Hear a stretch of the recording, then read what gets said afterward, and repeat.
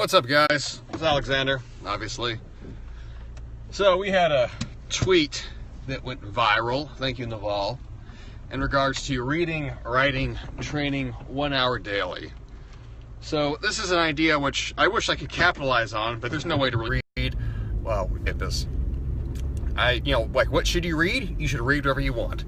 What should you write? Write whatever you can write about, and write about a lot. How should you train? Train in such a way that you can train again the next day. Does it have to be exactly 1 hour? No, it could be you go for a walk for 15 minutes and that's your training, and you read a book for 30 minutes and that's your reading, and maybe you listen to an audiobook while you're walking and then you go back and write about the audiobook and the whole thing takes you 35 minutes. Wherever the case may be. It's not a perfect formula that you have to do to totality every single day, and if you don't do it, then you're failing at it. It's a mindset. Yeah, exactly. Tillman, very good. It's a mindset. I'm going to read, I'm going to acquire knowledge, I'm going to write, I'm going to self-reflect, I'm going to train, I'm going to do something that takes care and improves my health in some fashion or another. It's a mindset to live your life by. Am I learning, am I growing, and am I maintaining myself? Learn, grow, maintain. It's those three things. That's all it is. So, if you do them every day, or you do two of them every day, or you do them the majority of the week, you're winning. You're getting ahead. You're hopefully moving forward by 1% a day, whatever arbitrary number you want to use. If you don't do them, if you neglect them completely, if the prospect of doing any of the three is distasteful to you, then you're going to be static. You're going to be stuck. You're going to be in a place of inertia, most likely. And that's your own choosing. It's entirely up to you, the Cortes motto, if you want to call it that. But choosing to be stuck, choosing to not change, that's a choice, obviously. Choosing to change, choosing to read a book, choosing to go for a walk, choosing to work out every single day if you really want to get into the fitness lifestyle, that's a choice as well. So, your actions, your mindset, it just reflects the choices you make on a daily basis.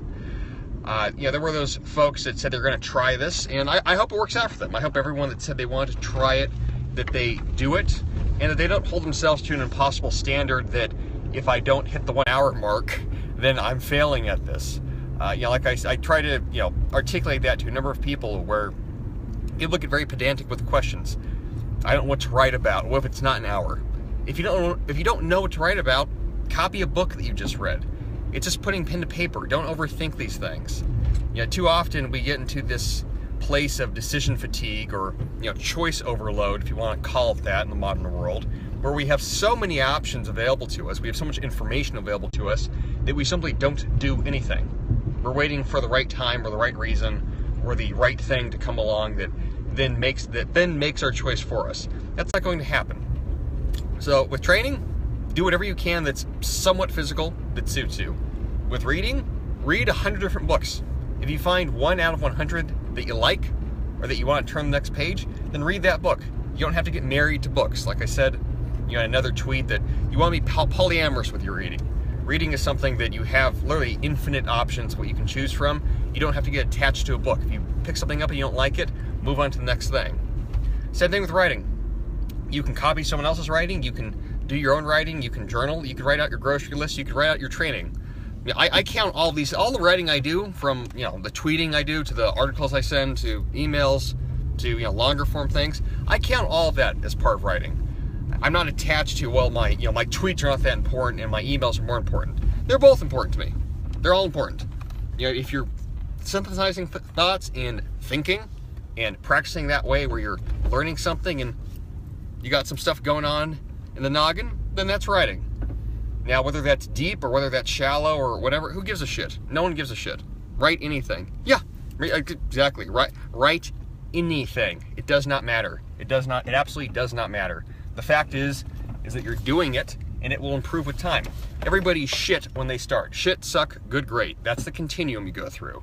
So if you start off lousy, you start off lousy. It's okay. Don't judge yourself for it. Over time, if you go from lousy to not so lousy to okay to, maybe good, great. Then you've started a process, you've committed to it. And if that's 10 minutes a day of writing, that's 10 minutes a day of writing. Again, what counts is the fact that you are writing and that you're not putting it off completely and creating an excuse that you can't do it. The excuses people came up with were phenomenal. I don't have time to do all these things. You probably don't have kids. You probably don't have a real job. I don't have a real job. I made my own fucking job. So yes, that is true. But I have worked a real job. I worked for a number of years in a corporate environment, working for a corporate company. I still had time to read each day, write each day, whatever the hell each day. I didn't make excuses for these things. You know, there's people, whether if you have a 2-hour work commute, you can listen to an audiobook.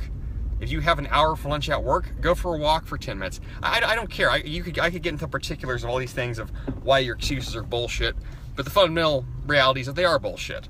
There are ways to do and accomplish everything, and you can find exceptional people in every kind of profession, that somehow overcome the I don't have time and I have responsibilities and I have kids, and they use their time effectively and they make time and they manage their time, and they're able to do these three things. They're able to grow, maintain, and they practice the mindset. What did you start off writing? I really started writing when I was in jail. I was incarcerated for 2 months, and I had a lot of time to do nothing. So I